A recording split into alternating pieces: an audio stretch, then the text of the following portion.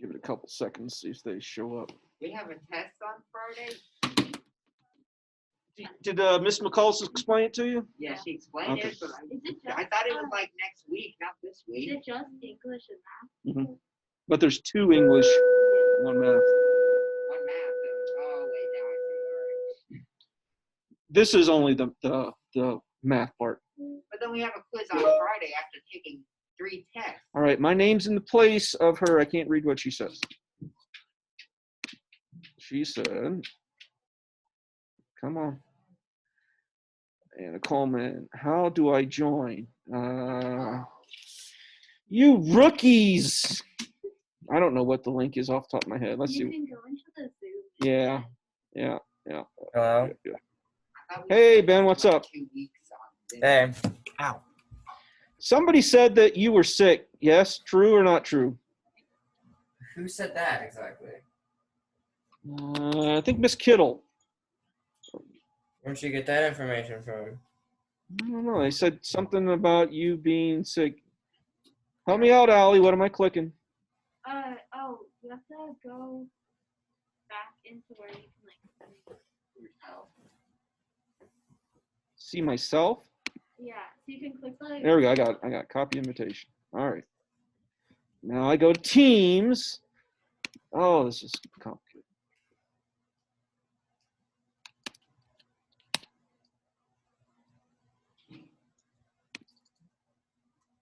Question: when we're done with algebra review today, can I go outside and scream at the bird? Sure. Okay. Is it today or tomorrow that has the homework with 1 through 30? It must be tomorrow. It's not today. 1 through One- 39. Looking at it What? last It's night. 1 through 29, I think, today. It's like 1 through 39 tomorrow. Then I was looking at. it Yeah, last night. and one of them's pretty easy. Allie, what are you talking? 1 I through was looking 39. at one last night. It's late. All right. Kinley, grab the door for me. Okay. There we It go. said ouch in parentheses. All right. Yeah, exactly. Because it's a lot. But clearly, if I give you that many, it must mean that they're easily done quickly. So they're pretty easy.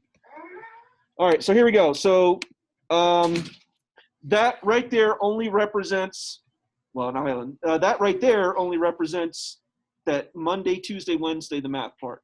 So starting on that Thursday through, I don't know when, into that following week is your English and your they call it reading and something like that. Maybe it's not even or literature. Maybe it's just grammar. But you can ask Ms. McCullis. But for math, I mean, there's 3 days there. The first day, Friday, is just a practice day. So you're going to practice the math test and the 2 English tests. There's only like 6 practice questions for math. I don't know how many there are for language arts, but there's not that many. So I'm anticipating that Friday, but Friday's a short day anyway. I'm anticipating that Friday is going to be a whole lot of dead time. But the computers are already going to be set up here. We'll come in, we'll mess around with them. We'll look at the practice questions. If you've never taken a computer math test before, they're somewhat interactive. I mean, like, it's just not going to be, click a button that says A, B, C, D, although some will be like that. Some you got to drag and drop and move things around, do a little bit of typing. Right. It's if you took the park test, it's like that. So there's 3 days scheduled for it. We don't know how long it will take. I gave this kind of test. NWEA stands for Northwest Evaluation Association.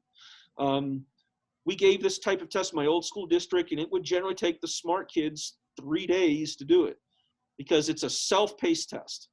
And the questions ramp up. So they'll ask you broad category, obviously geometry, but they're going to ask you everything from algebra all the way statistics, all that jazz.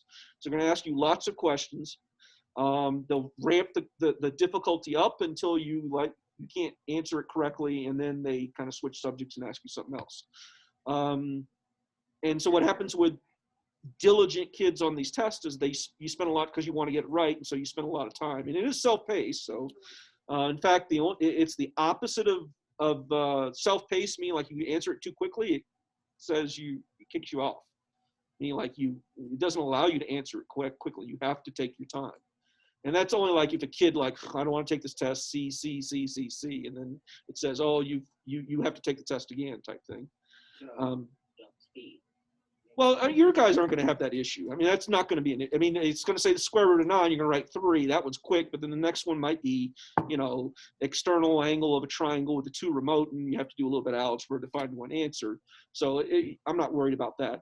But we do have 3 days. The people that briefed us on the test said that generally speaking, most kids will be done in 1 day, but some kids do take 2 days. So that's why we put 3 days in there just in case. What if it's Jack? And it could be Jack, right? It could be Jack. But it could be you as well, too.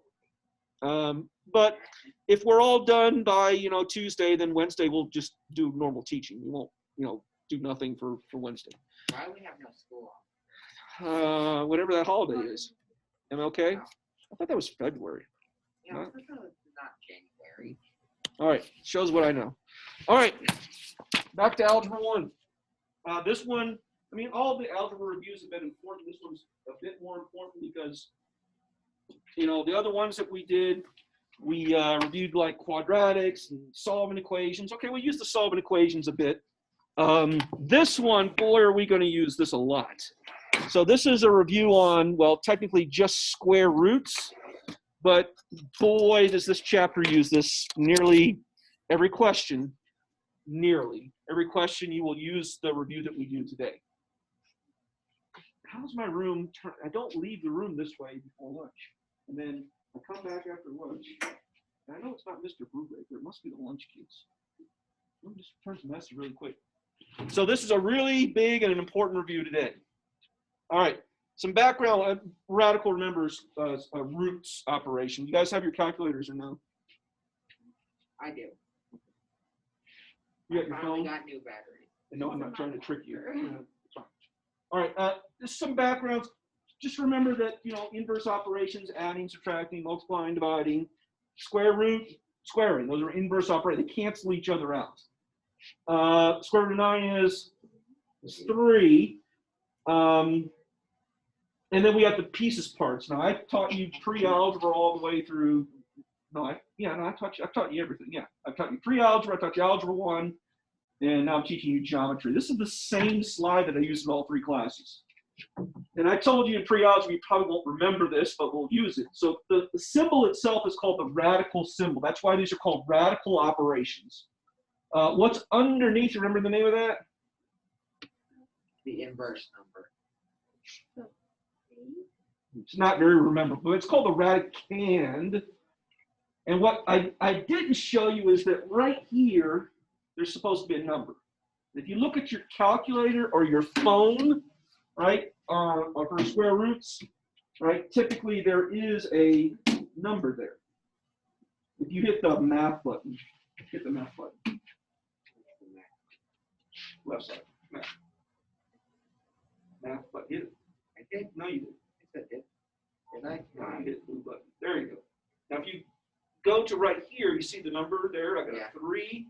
Right, and then I got an X, and if you go on a normal phone or whatever, you see the square root symbol is right there. Then we got a 3, we got a 2, and we got an X, right? And that's because up until this year, we usually don't have any number. We're just lazy. There should be a 2 there, but the number that goes there is called the index. And the index tells you which type of root you're taking. Are you taking a square root? Are you taking a cube root? We've seen those before. We haven't seen 4th root, but we will next year and following years. How do you do a 4th root? What number times itself 4 times? 6. So what number times itself 4 times the 16? 4. 4. Or no, Like 2. 2. Right. So the 4th root of 16 is 2. Yes, but what happens when you get decimal numbers? And Right. So then it's weird, and we'll talk about that in algebra 2. But yeah, those are the 3 parts of a radical operation. We get lazy, and once it's square root, we just leave it blank. So on some calculators, there'll be a 2, and on other calculators, they'll just leave it blank. Blank, it means square root. Okay, but there should be a 2 there. So this statement right here, the square root is the inverse of squaring. Explain that. Do you remember how I explained how to take the square root of 9? You divide 9 by 3. No. No, 2. It's what? Yeah, remember I said what number times itself is 9? What number times itself is 9? 3. And what I said was, well, 3 times 3 can be written not only as 9, but it can also be written as 3. And these two things, the square root and the square symbol, are inverse operations together. In other words, they cancel each other out. Cancel means literally erase. So if I erase those two, I'm left with 3, and that's basically why square root of 9 is 3. Okay? So I'm not saying you got to do all this. Obviously, you have this memorized, but once again, square root of 25, what number times self? 5. 5 can be written as 5 squared. They cancel each other out. You're left with 5. Well, the square root of 16 is 8, right? Because 8 times 2 is 16. No. No, that's not right. 4. Why is it 4 and not 8 times 2? Because they're not the same number. Right, And and then you by can't the way, square this the same is the number. same slide I showed you for 2 years, so hopefully you remember that. Okay. Yeah, but Cancel each other out, and you're left with 4. Okay. You remember the answer to this one? it's positive. No, it's negative. Yeah, Oh, it's it's positive. How many Negative. operations are actually right here? 2. 2. Which 2 do you see? Three. Well, there's no multiplication there. Well, Division, I'll buy multiplication. There's no division. And adding and subtracting, There's definitely subtraction. That's what the minus means. It means Okay. subtract. then square rooting. So technically now, the argument there is if you put a 1 right here, -1 times this, okay, maybe there is multiplication. But in more general terms, we'd say subtraction and square rooting, right? So when we follow GEMDAS, well, subtraction is there under the S, but where is square root?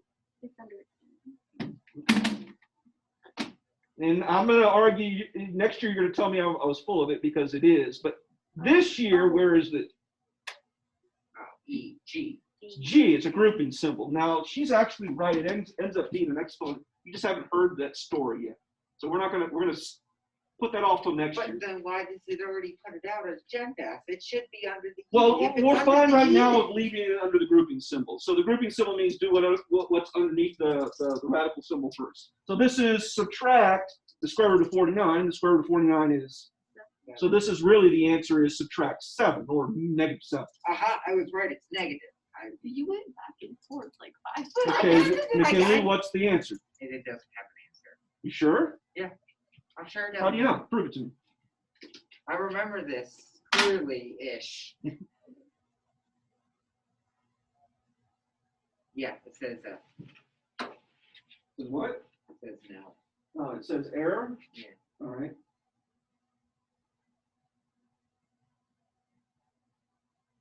Do it again. Okay. Okay. 3J. It's an I. Next year, you're going to find out that that has an answer. And the answer is 3. times imaginary number. But for this year, let me change your calculator back. For this, so all I did was put your calculator into a mode that it will tell you the answer to imaginary numbers. And that's right here where it says real numbers or imaginary numbers. So this year in geometry, we're only going to do real numbers. So this year that doesn't have an answer. You can't take the square root of any negative number. So we say no solutions. But next year, this will have an answer. All right, you remember how to do this one? No.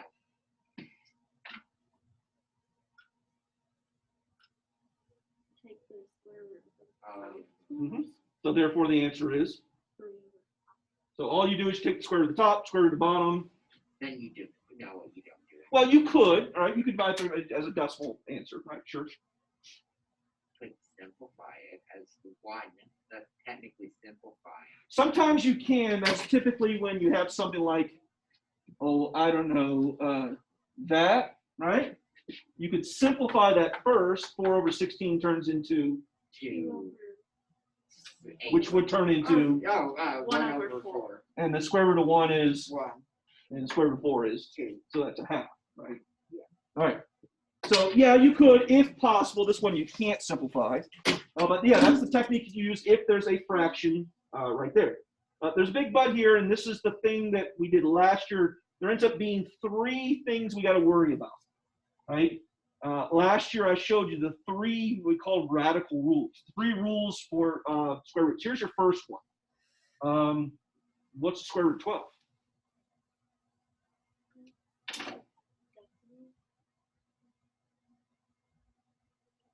Well, 3.46. so it must be between 3 and 4 because 3 squared is 9, 4 squared is 16, so it's between 9 and 16.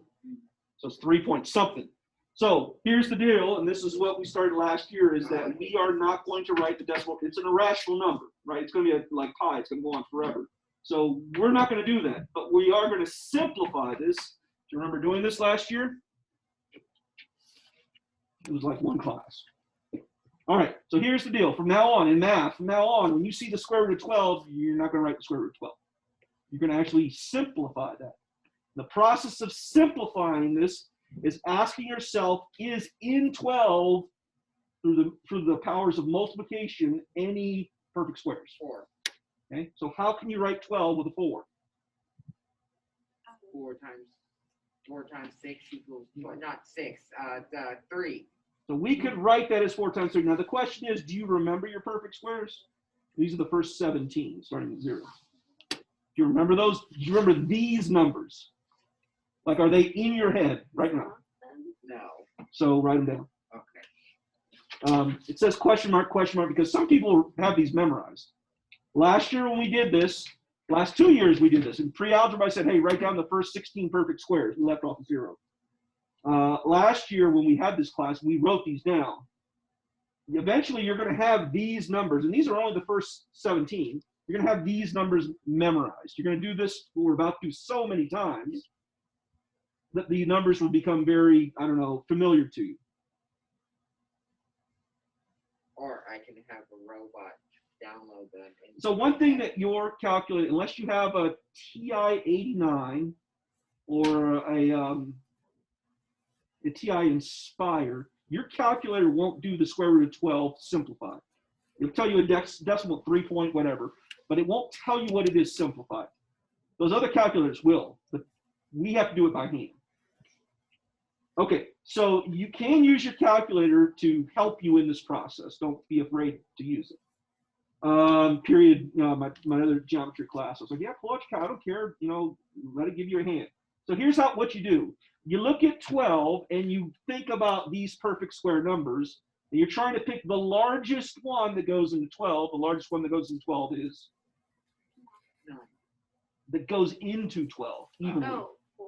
4, right? So, and then you write 4 times whatever is 12. 4 times 3. Okay, so we write it like this, and then we take the square root of both, right? The square root of 4 is 2. Okay, so we simply write that as 2 times the square root of 3. Which is a number. And then what we do is, we're lazy, we erase the multiplication symbol and write that. We read this as 2 root 3. 2 root 3. Oh. Okay, now take your calculator, do the square root of 12. It equals 3.46. Now take 2 Right. times the square root of 3. Okay, use your blue key. 3. It's the same number, right? Yeah. So these are equivalent. The square root of 12 and 2 root 3 are the same number. So this is called simplifying radicals. All right, so here's the process again. You look at the number underneath the radicand, the number each, it's 75. What's the biggest one of those perfect squares that goes into 75? 16. 16 doesn't go into 75. So 16 times 5. 16 doesn't go into 25. Oh, yeah, 25 times Well, how many times does 25 go into 75? 3. So we write that as 25 times 3, and then we take the square root of both. The square root of 25 is, so the final answer is 5 root 3. Now, where you'll make your mistake, now, this is pretty much this one right here. I'm pointing to 25 times 3. The only step you need to write out, okay? The rest of the stuff is just showing you what it turns into. If you're going to make a mistake, kids will forget to take the square root of 25. They'll write 25 root 3. You got to take the square root of that perfect. I mean, that's the whole purpose of this.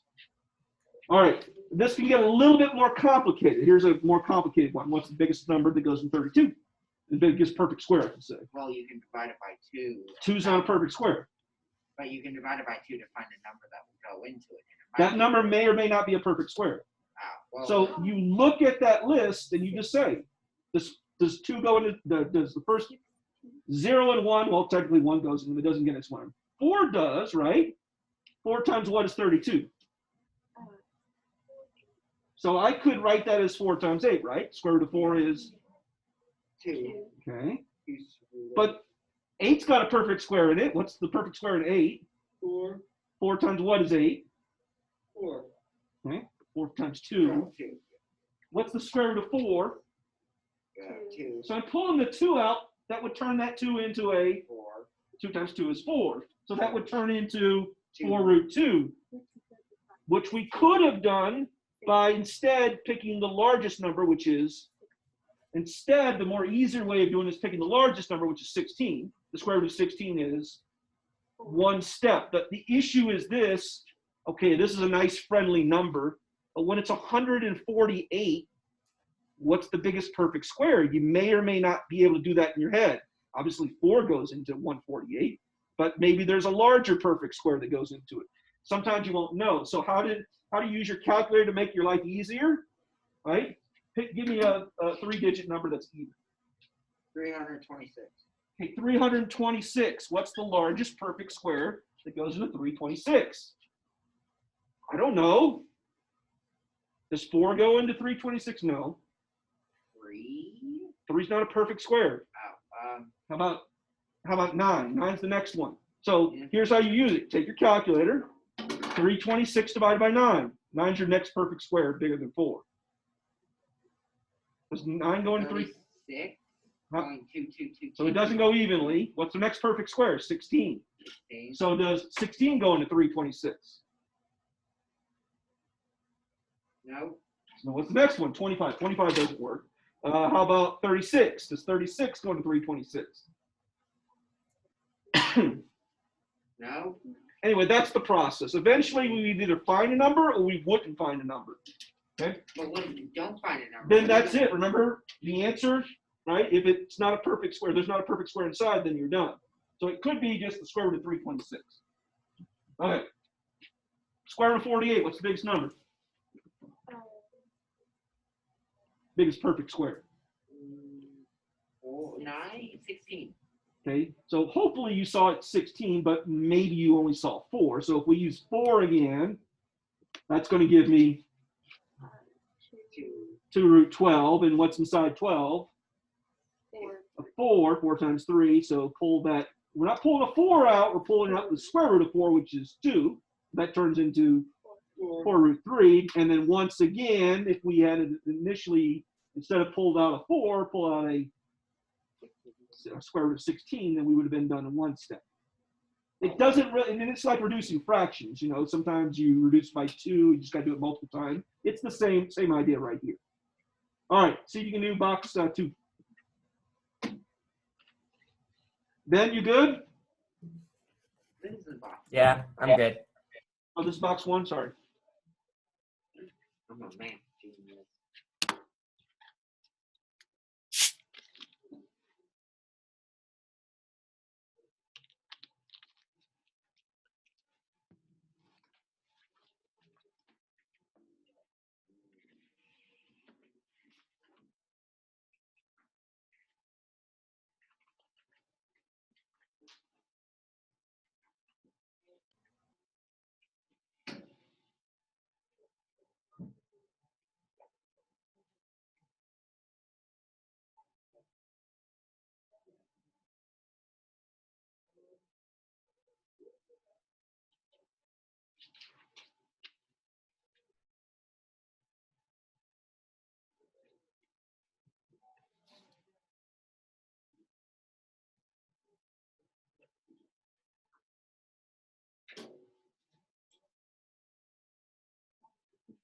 The first one, McKinley? Nope. What were you dividing it by? I did 16 at first, but now I'm thinking it's 36. Yeah, I'm thinking 36. But 16 would work. You just have to do it twice. So if you pull out 16, then it's 4 root. Well, now wait. 16 goes into 72 4 times? No. 5? I don't know. It was an uneven number. It was going to be a repeating thing. Well, if 32 or 36 goes into it, so maybe 16 doesn't go into it. Right. Yeah, that's what I'm. Okay, so 36 goes into it twice, so it's 2 root. 2 root 2. 2 root 2. Yeah. I'm sorry, not 2 root 2, but square root of 36 is 6. 6 root 2. Got me all flustered there. All right, so 6 root 2. We good? Allie, second one? What number did you use? 16 goes into 96 6 times? So that would be what, 4 root 6? Okay, 4 root 6. Now notice, I didn't notice that 16 was, so I pulled out a 4. I just have to do it twice, right? But I still got the same answer, 4 root 6. Okay, we good on this? Yep. Okay. So it turns out, here's some more like homework. So numbers that you're not going to be familiar with. 100 times 20. 100 Yes. times 20 is not 120. Oh. No, the 2. 100 times 2 is 200, not 120. Oh, God.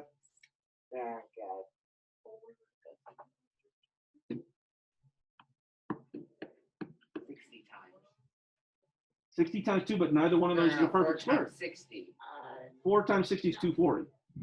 No, it's 120. No. Yeah, maybe. 4 times 6 is 24. No, I Some what? Yes. So what goes into 120? I have a bunch of people out today. Jesus. Hmm. 49. Oh my word! Why don't you listen to Allie? Oh, now. 4 times what? I'm not. No, I'm not. Hey, whenever I see a big number, I just do that. Yeah, 12. So That's 4 goes into 12. Oh, 30. Yes, thank you. Well, I thought it was 6 because I was thinking of something else at the So we time. kept saying 24. Okay, square root of 4 is? What, 2? So 2 root 30, and notice that the only factors of 30 are, that matter. Bigger than 2 would be 10, 5, and 6, and none of those are perfect squares. All right, 108, that's probably one you don't recognize. 4 goes into it. But also, so does 9. So some people, myself included, aren't good at 9s, right? And we don't even realize that 12 times 9 is 108, because it's not a number we see all the time. We see 99, we see 90, we don't see the 12 times 9. That's because 9 is. I would have said 4 too, and I just would have done it twice. 4 times 20, yeah. Times 27 would be that, and then 9 goes into 27, right? But if we did it from the start using 9, we would have made a whole bunch 9 times 12. But once again, there's something hidden. In, there's still another number. It's 18. So I mean, did you realize that 18 goes into 108? Heck no. You just got to do the math. That doesn't make sense. Actually, that does make perfect sense. I mean, I would be thinking for a long time to figure out that it was 18. 18 is the loser of all numbers. It's just there. Okay.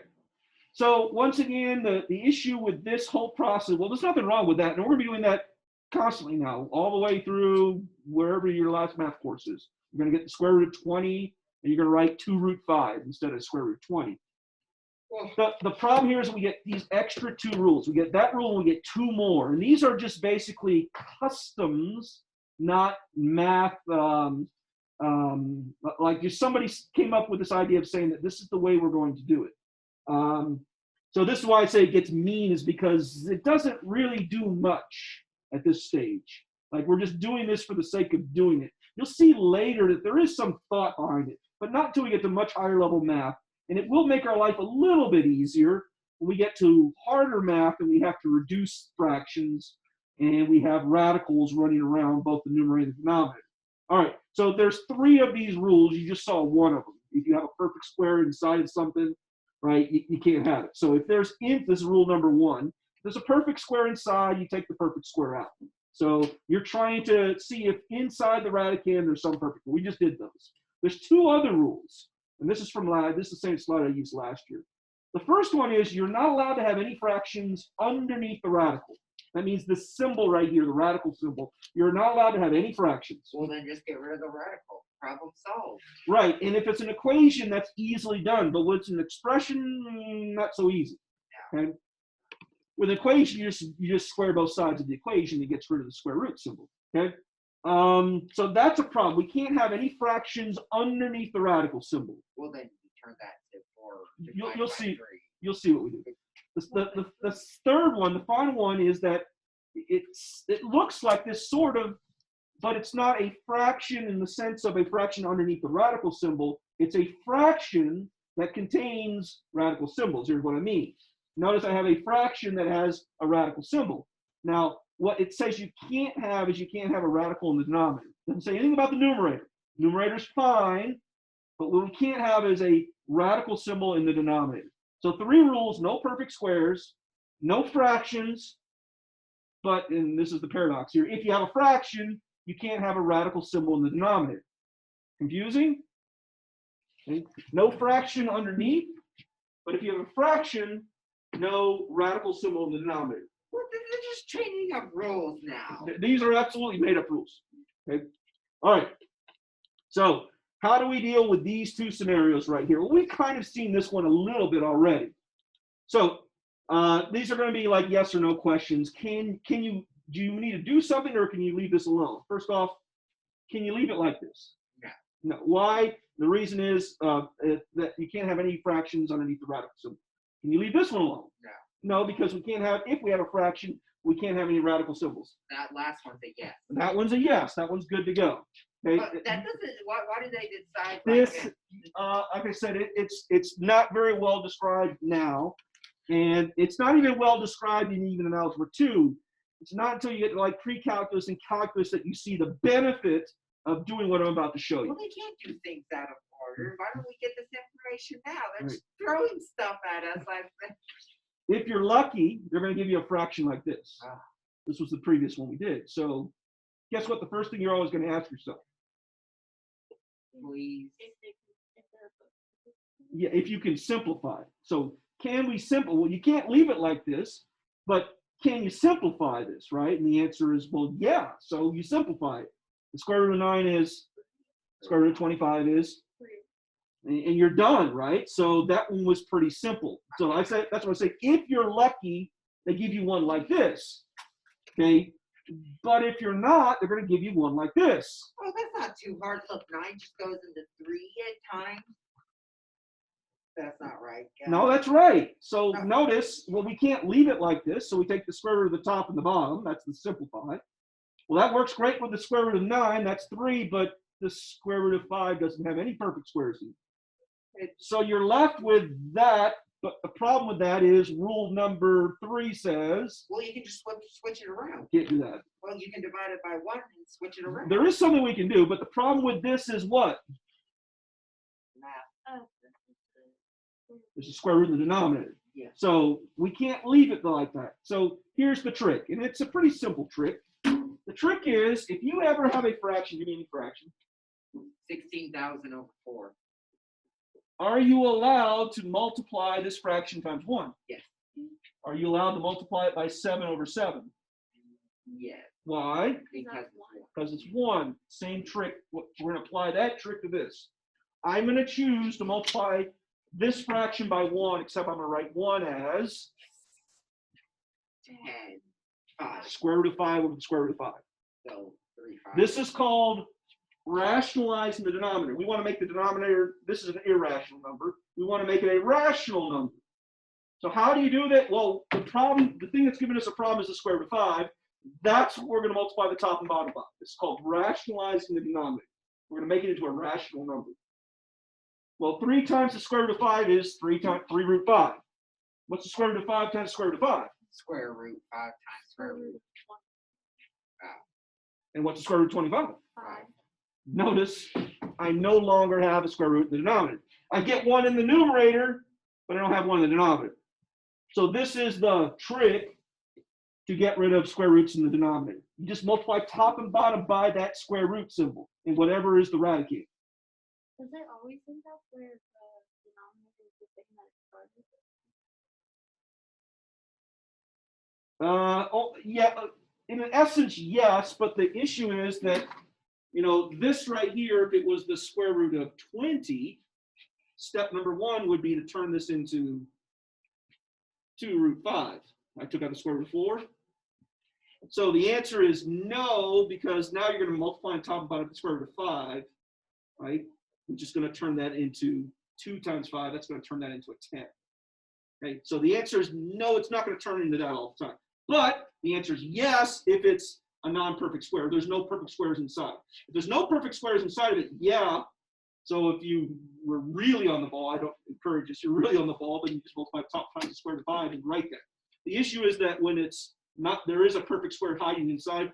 And you're going to see later on Algebra 2, pre-calculus, is that this number right here, they're going to give you a fraction of something, I don't know, it'll be 3 root 17 over 4 plus the square root of 2, something ugly like that.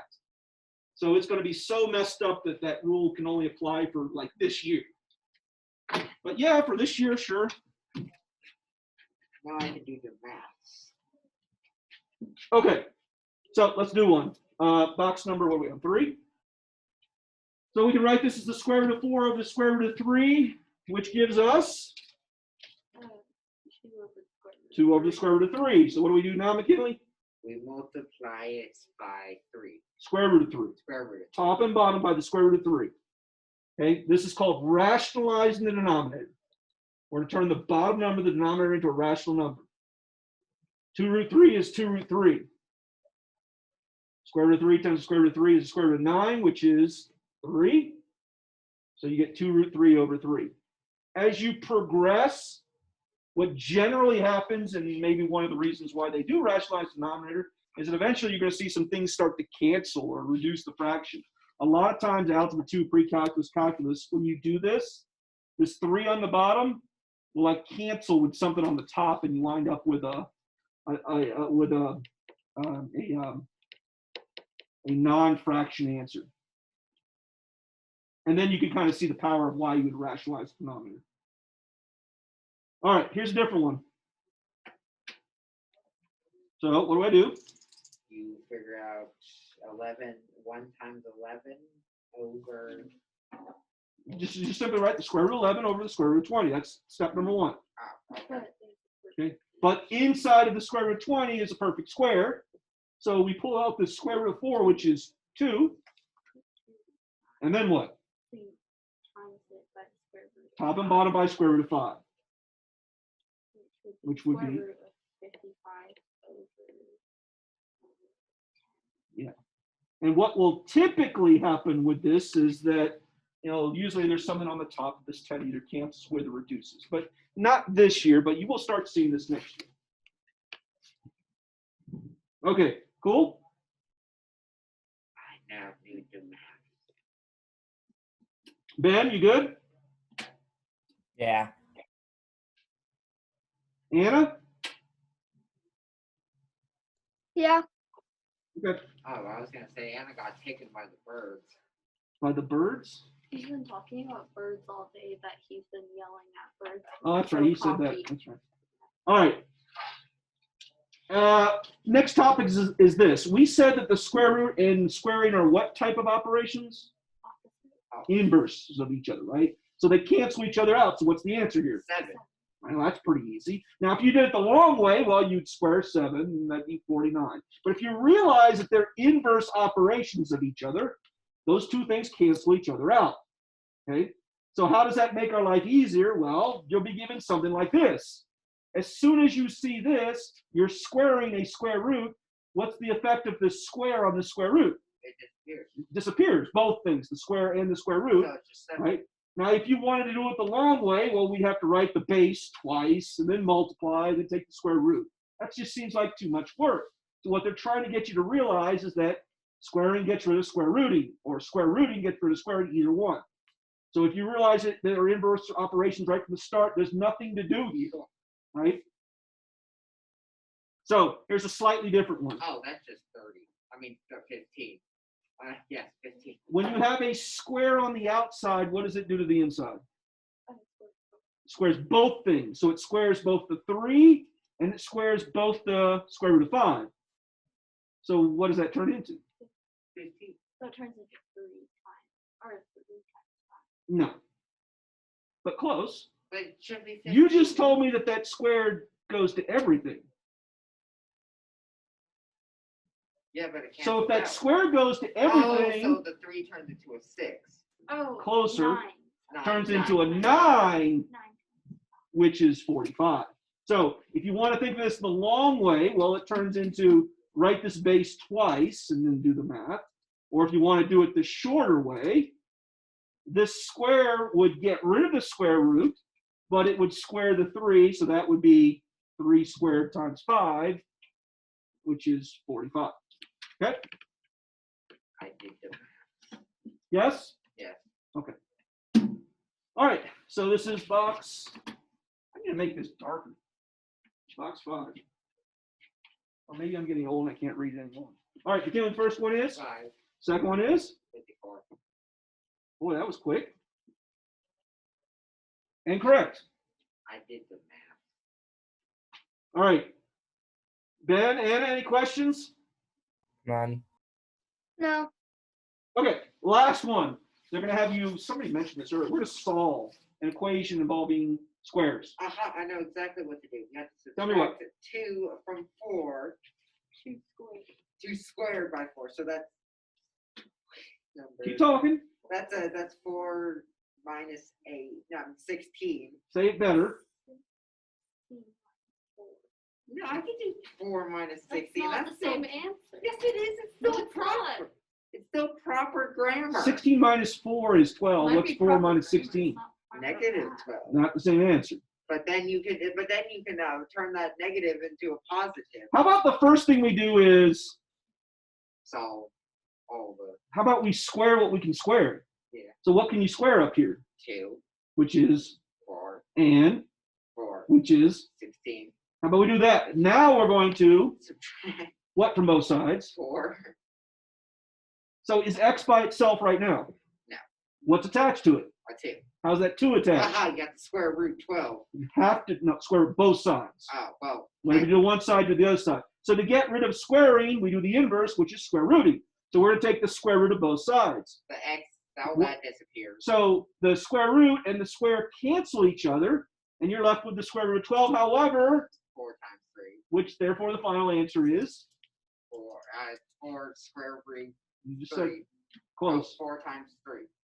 Square root 4 times 3. Which is? I don't know. Square root of 4 is? Oh, 2. So 2 root 3. Yeah, that's what I said. No, you didn't, but you came close. I did 2 square root 3. You came close. All right, so this one is, okay, it's solving a 2-step equation, right? It's not too complicated. All right. Is this the last one? There's one. Okay. Same steps here. Let's see, square what you can square, we can square 5, square 10. Then, Subtract. okay, and then, and we've already done the square root of 75, that's, 5. and some of these you're just going to memorize, like maybe 75. Oh, that's 5 root 3. Others of them you will have to think about. Okay. All right. Cool? Galen's still writing. Yes, but that's only because I forgot what 10 times 10. What's the rule of 10 to a power? You add a 0, 2 zeros. No, 1 A 0. 1 and that many zeros. Yes. Okay, so if it's 10 to any power, it's 1 and that many zeros. But what if there's like 2,600 twos? You mean zeros? Yes, zeros. Okay, that's a lot of zeros. All right, so this one just combines like pretty much everything. Oh, God. Well, 9 squared obviously is 81. What's 3 root 2 squared? 18. Okay. You stole my thunder, Allie. No, man. And it looks like I already did the subtraction for you. I skipped a step. 81 minus 18 ends up being, is that right? Yeah, that's right. 63. And then we, okay. And what's in 63? 9. 9. 9 times.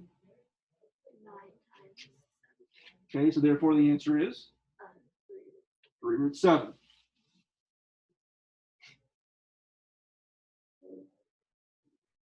Yes? Yes. Ben, Anna? Yeah. Okay. That's it. You got 5 minutes or 1 minute? I think one. 5. Oh, 5. It's 40. It's 40? Yeah, you're right. What's the homework tonight? We can leave. What? Oh, there it is. Okay. Woo. Ben, Anna, any questions? None. Okay, that's all I had for you today.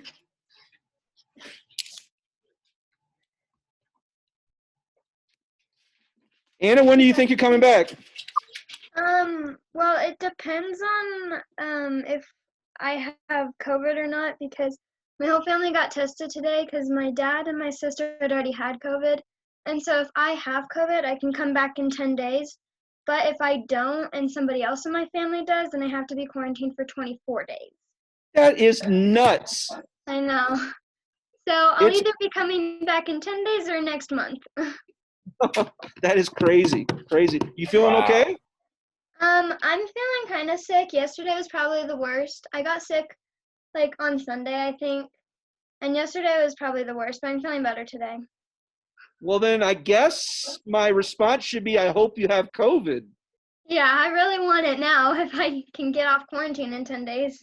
Yeah, That's 24 is I know, horrible. You have to do 10 days if you actually have it. Yeah, that's crazy. 24 if you don't even have it. Yeah. crazy. And so if like I have it, but like my younger brother doesn't, he'll have to be quarantined for 24 days and I don't. That's So you horrible. can go back. Yeah.